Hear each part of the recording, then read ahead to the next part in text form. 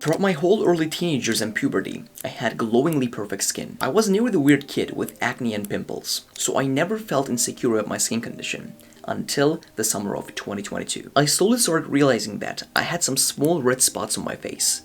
They were not huge acne, but some red spots that were everywhere. And I would generally notice them when I was editing my own YouTube videos. But pretty much everyone around me who were my age had some red spots here and there, so it wasn't like a big deal. But I slowly started feeling insecure.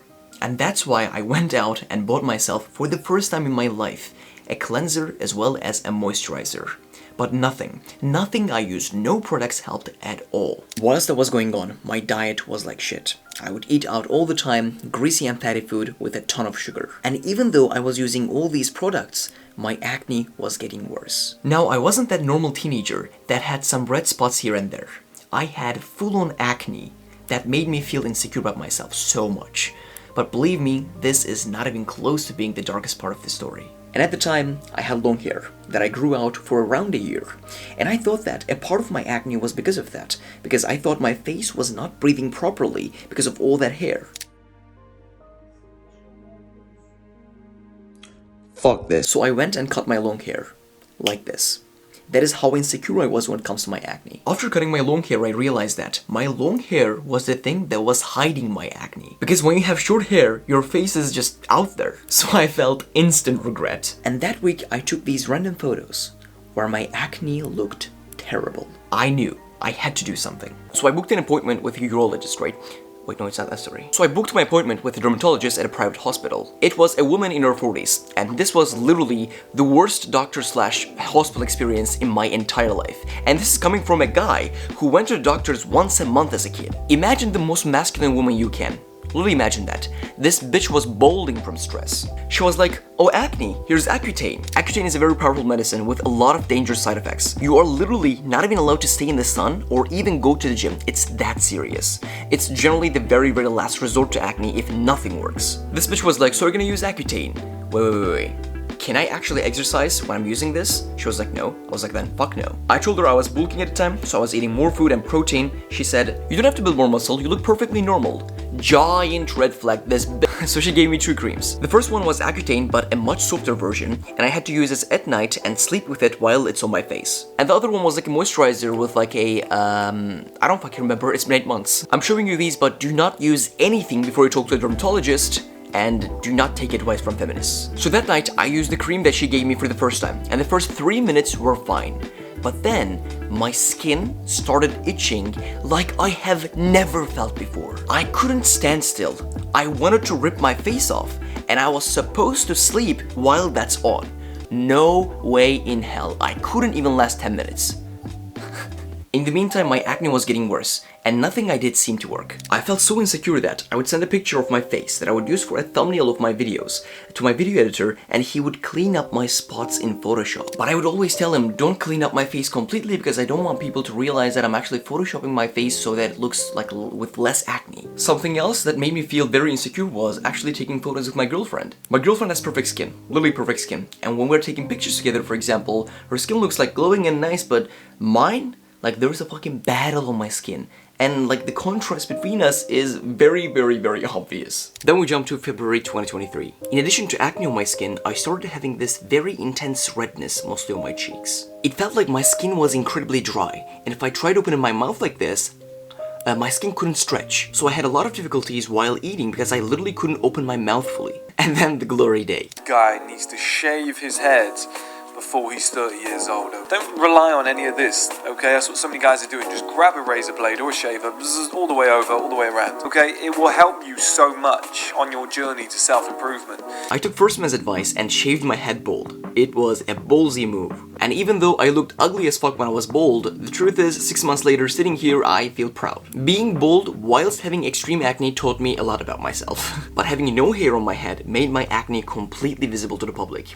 Now there was literally no way to hide my terrible skin. This was the lowest moment of the journey. This was literally when my acne was at its worst. The day I shaved my head bald, I didn't even want to FaceTime my girlfriend.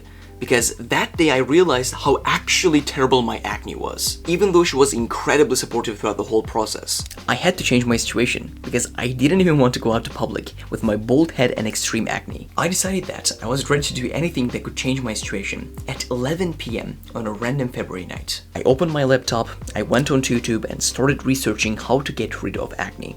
That night, from 11 p.m. to 10 a.m. for 11 hours straight, I researched, and I was taking notes. I was listening to experts on how to get rid of acne. I was watching videos like this one where people talked about their journey with acne. I was reading articles about acne. I took pages and pages and pages of notes. I'm not even kidding. And that's when I realized I had to change my lifestyle to get rid of acne. I looked at my notes and summarized all of them to 10 points that I was going to do every single day. And doing those 10 points every single day got my face from looking like this to looking like this in just a couple of months. By the way, all these points are GF approved, as she was also struggling with acne in the past, but now she has flawless skin. She helped me so much throughout this 1 year, I can't even explain. So let's dive into the 10 points. 1. Have a consistent skincare routine. Develop yourself a simple but effective skincare routine. Here's mine. Every single morning, I wake up and I cleanse my face with the CeraVe Foaming Cleanser.